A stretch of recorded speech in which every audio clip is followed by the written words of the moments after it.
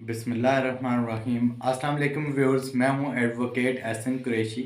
आज हम डिस्कस करेंगे नेशनल असम्बली क्या है, नेशनल असम्बली की टोटल सीट्स कितनी होती है, नेशनल असम्बली के जो इख्तियारात हैं वो क्या हैं, और नेशनल असम्बली का जो मेंबरान है उनका इलेक्शन कैसे होता है और उनको कौन वोट दे सकता है, और इस कौन सा आइन का आर्टिकल जो नेशनल असम्बली से रिलेटेड है उसके ऊपर आज हम डिस्कस करेंगे। इससे पहले वाली वीडियोस के अंदर हमने डिस्कस किया था नेशनल असम्बली की सीट्स के हवाले से, और उसके साथ साथ प्रोविंशियल असम्बलीज़ की सीट्स के हवाले से। पंजाब में स्पेशली हमने ये डिस्कस किया था कि नेशनल असम्बली की जो सीट्स हैं वो प्रोविंस में कितनी हैं, उसके ऊपर हमने डिस्कस किया था।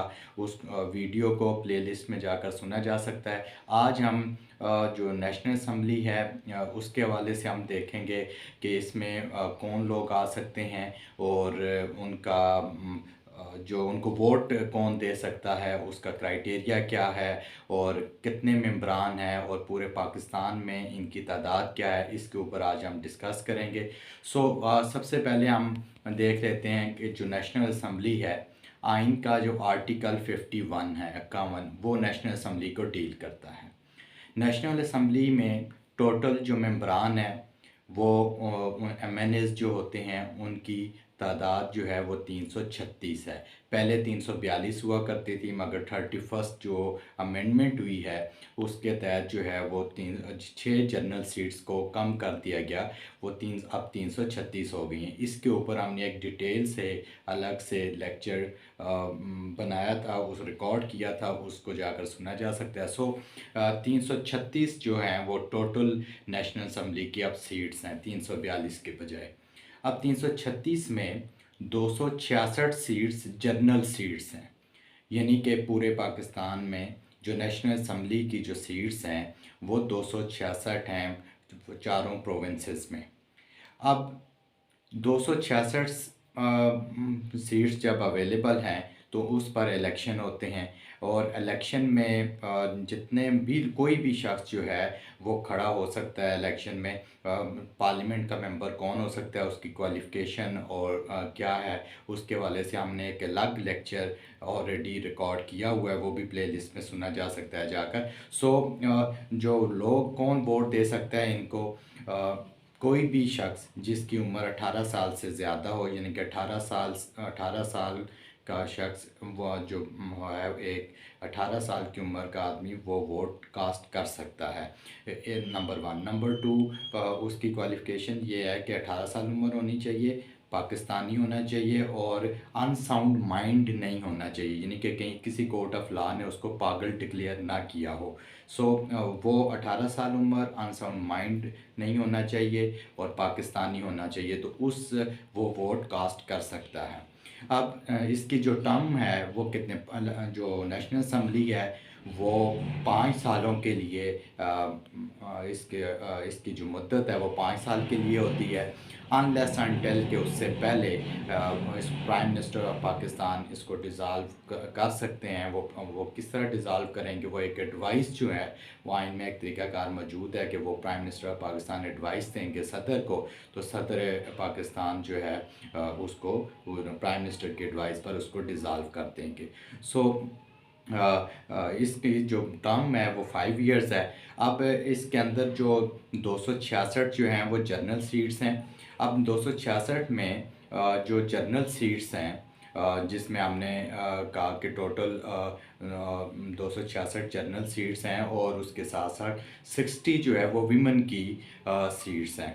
अब जो 60 वुमेन की सीट्स हैं वो, और 10 जो हैं वो नॉन मुस्लिम की सीट्स हैं।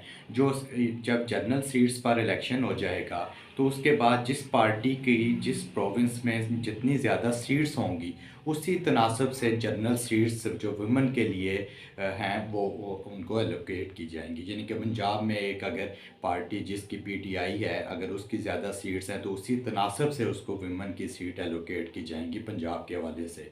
इसी तमाम प्रोविंस में जो रिज़र्व सीटें हैं उसी तनासब से वो दी जाएंगी जिस तनासब से उनके जो एमएनएज होंगे या उनकी जो सीट्स हैं वो जितनी ज़्यादा होगी जिस पार्टी की, उसी तनासब से जो है वो उसको वो एलोकेट की जाएंगी। इसी तरह जो नॉन मुस्लिम के हैं वो ओवरऑल पाकिस्तान में जब उनकी है तो वो भी 10 सीटें जो है वो उनको उस पार्टी को जिसकी ओवरऑल सीट्स ज़्यादा होंगी उसी तनासब से जो है उसको वो एलोकेट की जाएंगी। सो ये टोटल जो है 336 सीट्स बनती है, जिसमें हमने 60 रिज़र्व और उसके साथ साथ जो है वो 10 सीटें जो हैं वो उसमें विमेन के लिए भी उन्होंने 10 सीटें नॉन मुस्लिम के लिए और 60 वुमेन के लिए हैं। सो ये रिज़र्व सीट्स। अब इसके कौमी असम्बली के जो इख्तियारात हैं वो तमाम ये बेसिकली हमारे यहाँ पार्लिमानी सिस्टम है,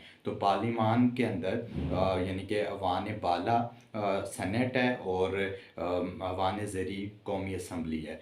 कौमी असम्बली के पास तमाम तर इख्तियारात मौजूद हैं और आज हम सिर्फ कौमी असम्बली की बात कर रहे हैं। तो नेशनल असम्बली के अंदर जो है लेजिस्लेशन के तमाम तर इख्तियारात मौजूद है, हर किस्म की लेजिस्लेशन वो कर सकती है। प्राइम मिनिस्टर कैबिनेट वो भी जवाबदेह है, नेशनल असम्बली को वो जवाबदेह होती है। और इस तरह तमाम जो प्राइम मिनिस्टर इंतज़ामिया का हेड होने के बावजूद जो है वो नेशनल असम्बली को जवाबदेह होगा, पार्लिमान को जवाबदेह होगा और तमाम कानून साजी के इख्तियारात जो है उनके पास मौजूद हैं, सिवाय उसके कि वो कोई ऐसा कानून पास नहीं कर सकती जो कि आइन से मुतसादिम हो। अगर ऐसा कानून पास करेंगी तो फिर हाई कोर्ट और सुप्रीम कोर्ट के पास इख्तियार है कि वो उनको नल एंड वाइड डिक्लेयर करें। सो कौमी असम्बली के पास तमाम लेजिस्लेशन के इख्तियारात मौजूद हैं। Thank you.